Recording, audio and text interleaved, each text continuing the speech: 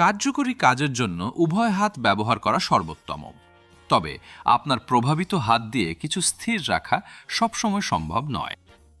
যদি এমন হয়, তবে মাখন লাগানোর বোর্ডের মতো তো সরঞ্জাম খাবারকে স্থানে রাখতে সাহায্য করতে পারে। মাখন লাগানোর বোর্ডের দুটি স্টপ সাইড থাকে এবং এটি একটি অস্লিপ ম্যাটের উপর রাখা হয় যাতে টোস্ট পিছলে না যায়। যখন হাঁটার সময় কিছু বহন করা কঠিন হতে পারে, তখন একটি ট্রলি আইটেম পরিবহনে সহায়ক হতে পারে।